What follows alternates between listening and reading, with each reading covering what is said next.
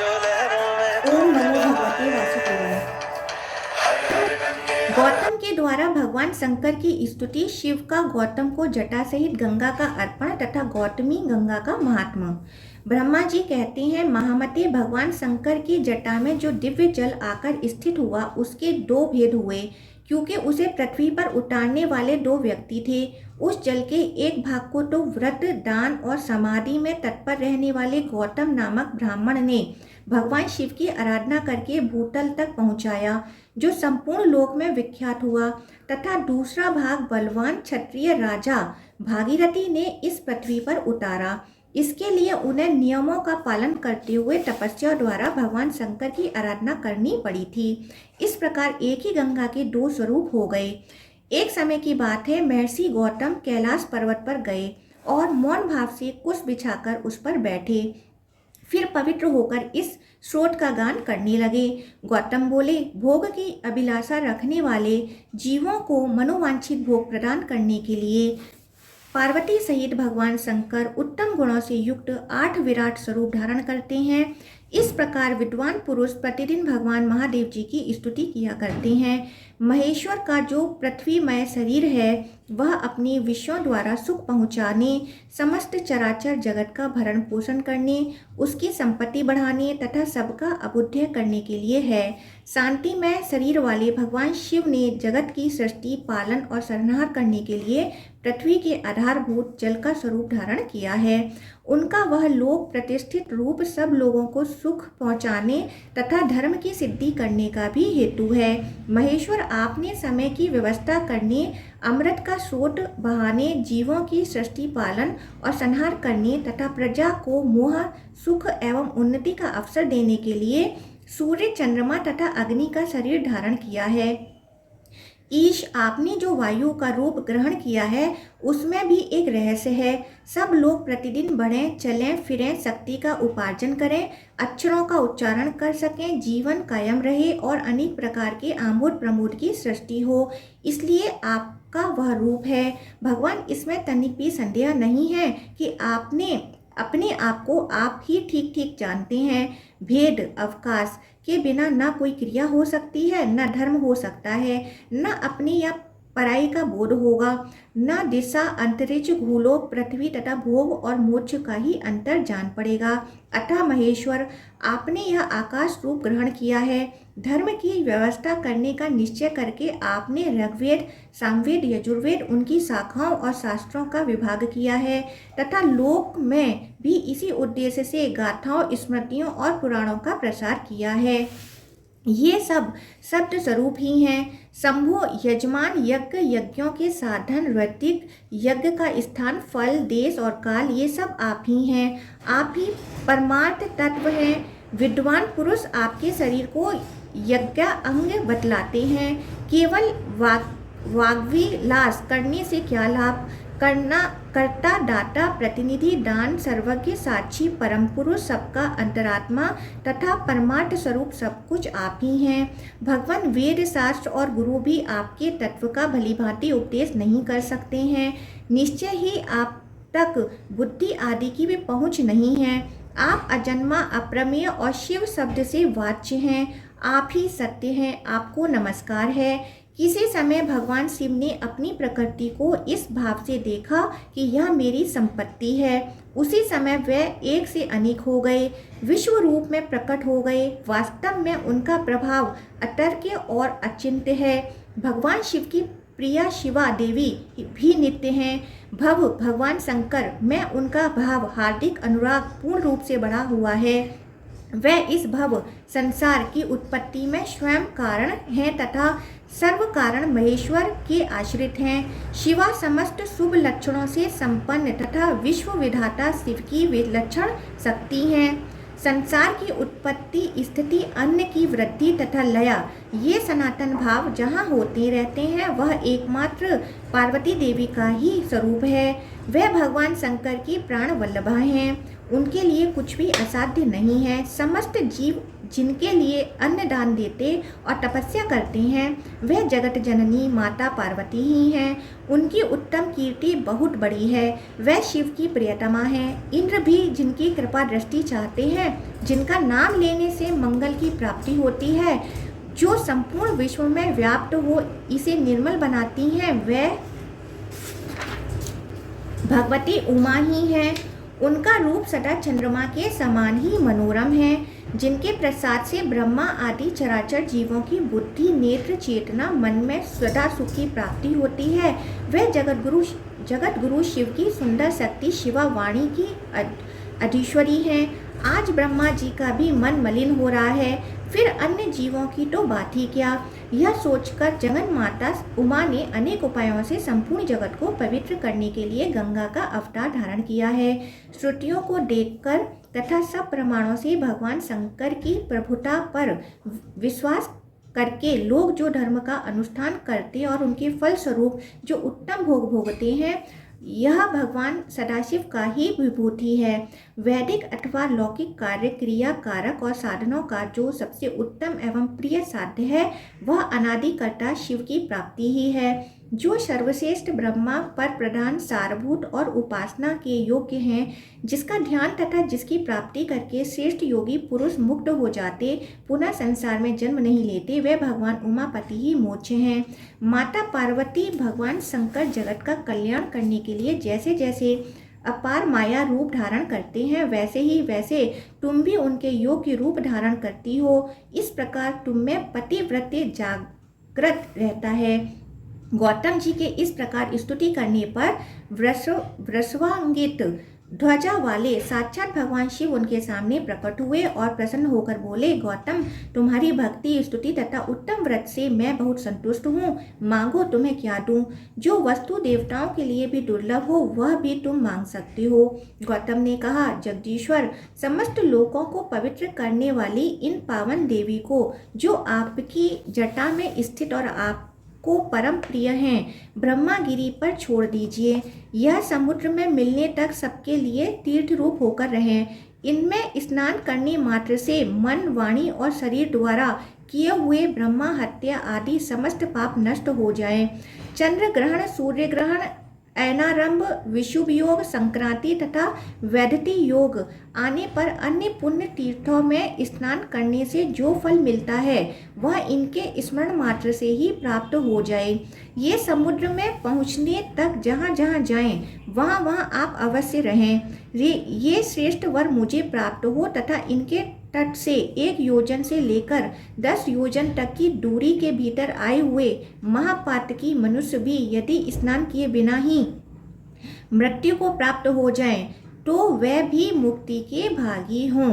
ब्रह्मा जी कहते हैं, गौतम की यह बात सुनकर भगवान शंकर बोले, इससे बढ़कर दूसरा कोई तीर्थ ना तो हुआ है ना होगा। यह बात सत्य है, सत्य है, सत्य है और वेद में भी निश्चित की गई है कि गौतमी गंगा, गोदावरी सब तीर्थों से अधिक पवित्र हैं। यूं कहकर वे अंतर्धान हो गए। लोक पूजित भगवान शिव के चले जाने पर गौतम ने उनकी आज्ञा से जटा सहित सरिताओं में श्रेष्ठ गंगा को साथ ले देवताओं से घिरकर ब्रह्मागिरी में प्रवेश किया। उस समय महाभाग ब्रह्मर्षि, ब्राह्मण तथा क्षत्रिय भी आनंद मग्न होकर जय जयकार करते हुए ब्रह्मर्षि गौतम की प्रशंसा करने लगे। पवित्र एवं संयत चित्त वाले गौतम ने जटा को ब्रह्मागिरी के शिखर पर रखा और भगवान शंकर का स्मरण करते हुए गंगा जी से हाथ जोड़कर कहा, 3 नेत्रों वाले भगवान शिव की जटा से प्रकट हुई माता गंगा, तुम सब अभीष्टों को देने वाली और शांत हो। मेरा अपराध क्षमा करो और सुखपूर्वक यहाँ से प्रवाहित होकर जगत का कल्याण करो। देवी, मैंने तीनों लोकों का उपकार करने के लिए तुम्हारी याचना की है और भगवान शंकर ने भी इसी उद्देश्य की सिद्धि के लिए तुम्हें दिया है, अतः हमारा यह मनोरथ असफल नहीं होना चाहिए। गौतम का यह वचन सुनकर भगवती गंगा ने उसे स्वीकार किया और अपने आप को 3 स्वरूपों में विभक्त करके स्वर्गलोक, मृत्युलोक एवं रसातल में फैल गईं। स्वर्गलोक में उनके 4 रूप हुए। मृत्युलोक में वह 7 धाराओं में बहने लगीं तथा रसातल में भी उनके 4 धाराएं हुईं। इस प्रकार एक ही गंगा के 15 आकार हो गए। गंगा देवी सर्वत्र है, सर्वभूत स्वरूपा है, सब पापों का नाश करने वाली तथा संपूर्ण अभीष्ट वस्तुओं को देने वाली हैं। वेद में सदा उन्हीं के यश का गान किया जाता है। जिनकी बुद्धि अज्ञान से मोहित है वे मृत्युलोक के निवासी समझते हैं कि गंगा केवल मृत्युलोक में ही है, पाताल अथवा स्वर्ग में नहीं है। भगवती गंगा जहाँ तक पहुँचकर सागर में मिली हैं वहाँ तक वे देवमयी मानी गई हैं। महर्षि गौतम के छोड़ने पर वे पूर्व समुद्र की ओर चली गईं। उस समय देवऋषियों द्वारा सेवित कल्याणमयी जगन्माता गंगा की मुनि श्रेष्ठ गौतम ने परिक्रमा की। इसके बाद उन्होंने देवेश्वर भगवान त्र्यंबक का पूजन किया। उनके स्मरण करते ही करुणा सिंधु भगवान शिव वहां प्रकट हो गए। पूजा करके महर्षि गौतम ने कहा, देव देव महेश्वर, आप संपूर्ण लोगों के हित के लिए मुझे इस तीर्थ में स्नान करने की विधि बतलाइए। भगवान शिव बोले, महर्षि गोदावरी में स्नान करने की संपूर्ण विधि सुनो।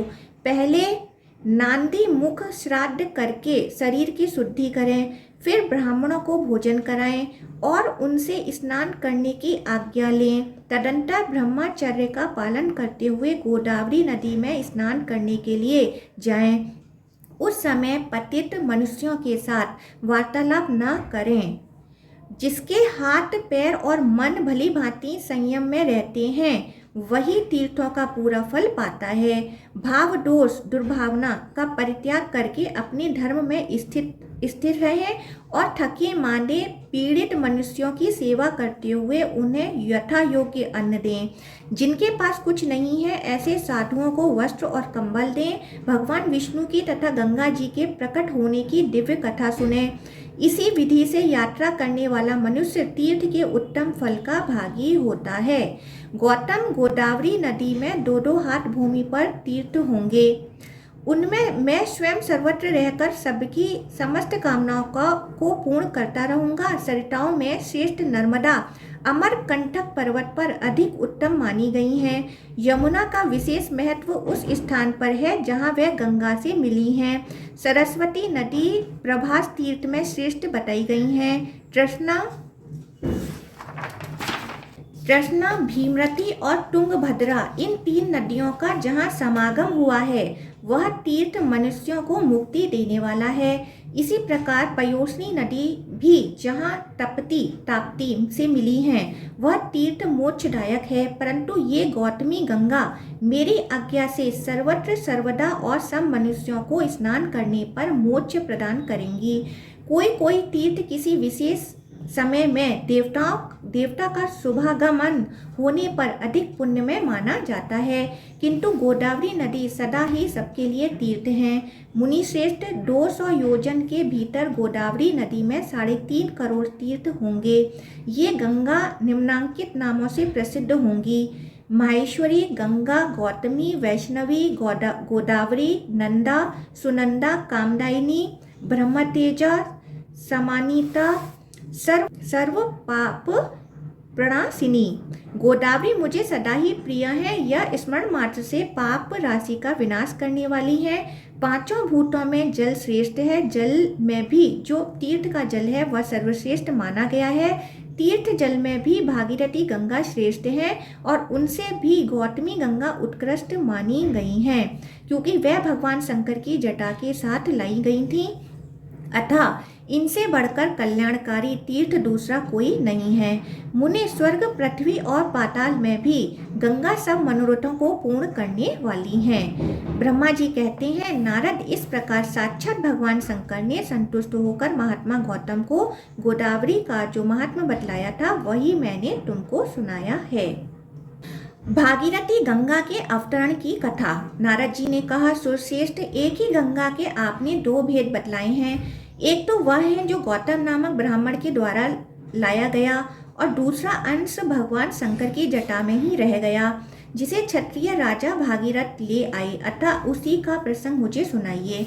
ब्रह्मा जी बोले, देवर्षि, वैवस्वत मनु के वंश में राजा इक्ष्वाकु के कुल में सगर नाम के एक अत्यंत धार्मिक राजा हो गए हैं। वह यज्ञ करते, दान देते और सदा धार्मिक आचार विचार से रहते थे। उनके 2 पत्नियां थीं, वह दोनों ही पति भक्ति परायण थीं, किंतु उनमें से किसी को भी संतान न हुई। इसलिए राजा के मन में बड़ी चिंता थी। एक दिन उन्होंने महर्षि वशिष्ठ को अपने घर बुलाया और विधि पूर्वक उनकी पूजा करके पूछा, किस उपाय से मुझे संतान होगी। उनकी यह बात सुनकर महर्षि वशिष्ठ ने कुछ काल तक ध्यान किया। उसके बाद राजा से कहा, राजन, तुम पत्नी सहित सदा ऋषि महर्षियों का सेवन करते रहो। यूं कहकर महर्षि वशिष्ठ अपने आश्रम को चले गए।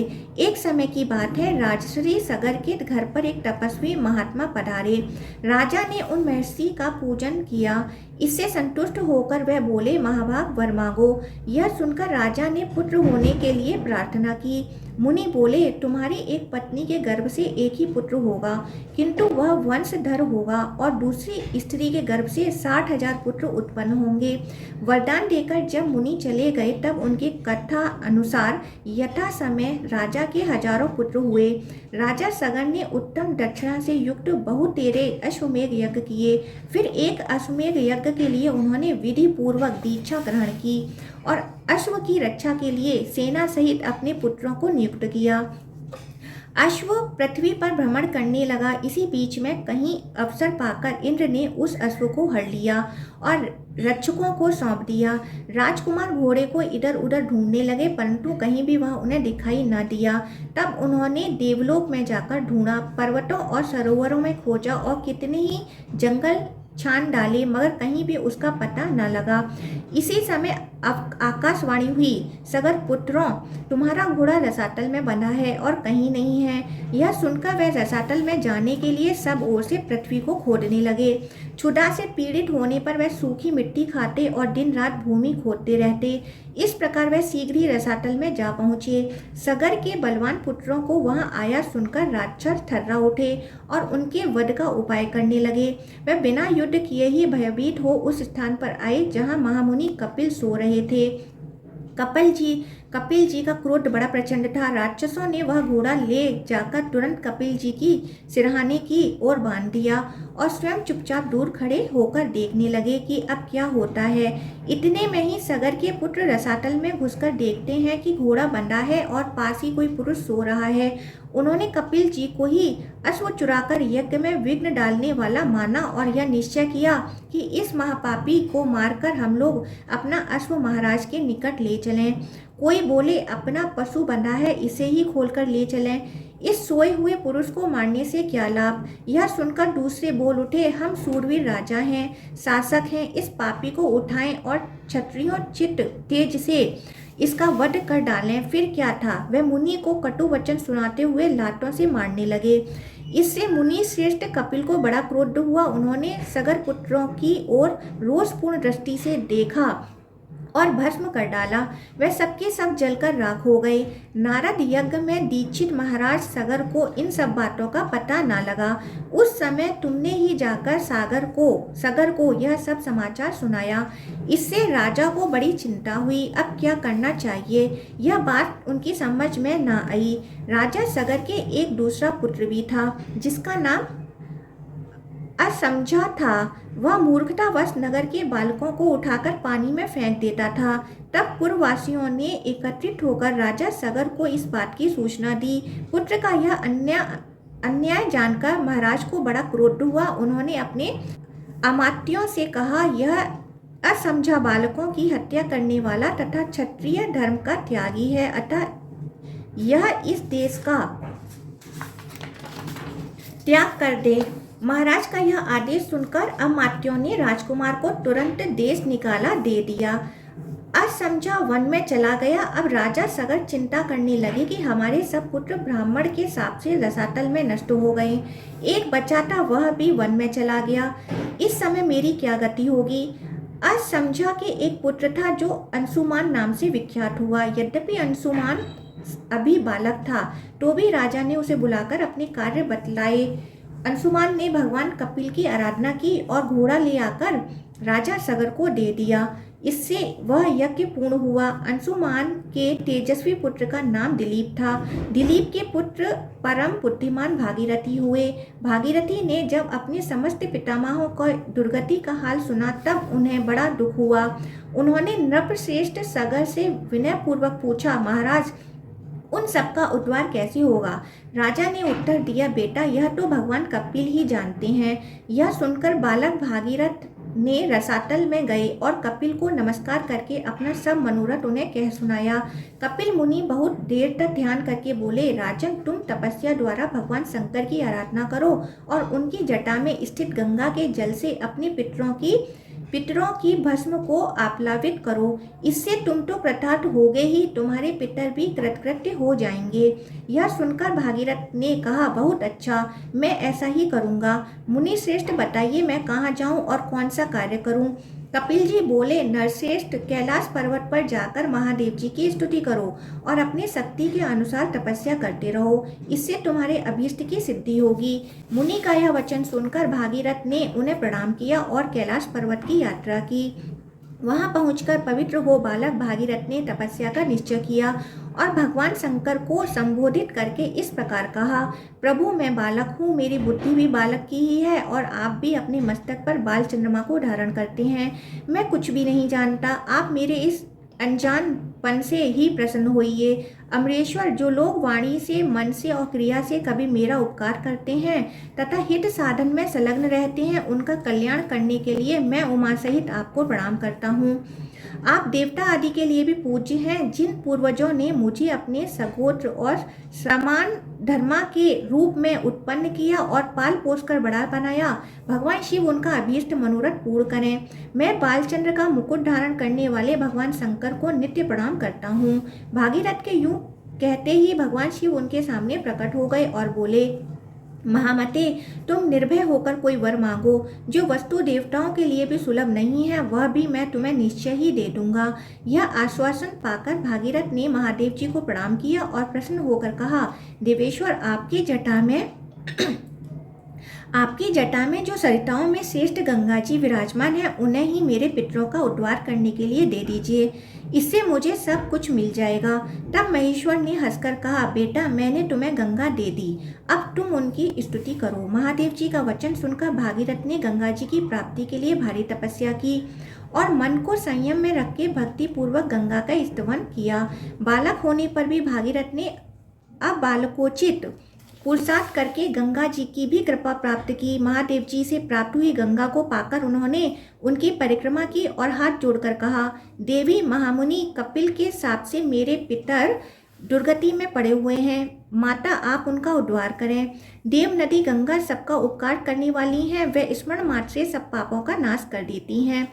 उन्होंने भागीरथी की प्रार्थना सुनकर तथास्तु कहा और लोगों का उपकार एवं पितरों का उद्धार करने के लिए भागीरथ के कथानुसार सब कार्य किया। राजा सगर के जो पुत्र भस्म होकर रसातल में पड़े थे वे उन्हें अपने जल से आप्लावित करके गंगा जी ने उनके खोदे हुए गड्ढे को भर दिया। महामुनि, इस प्रकार तुम्हें क्षत्रिया गंगा का वृतांत सुनाया। ये माहेश्वरी, वैष्णवी, ब्राह्मी, पावनी, भागीरथी, देवनदी तथा हिमगिरी शिखर श्रेया, हिमालय की चोटी पर रहने वाली आदि नामों से पुकारी जाती हैं। इस प्रकार महादेव जी की जटा में स्थित गंगा का जल दो स्वरूपों में विभक्त हुआ। विंध्यगिरी के दक्षिण भाग में जो गंगा है उन्हें गौतमी, गोदावरी कहते हैं और जो विंध्यगिरी के उत्तर भाग में स्थित गंगा भागीरथी कहलाती हैं। हर हर गंगे।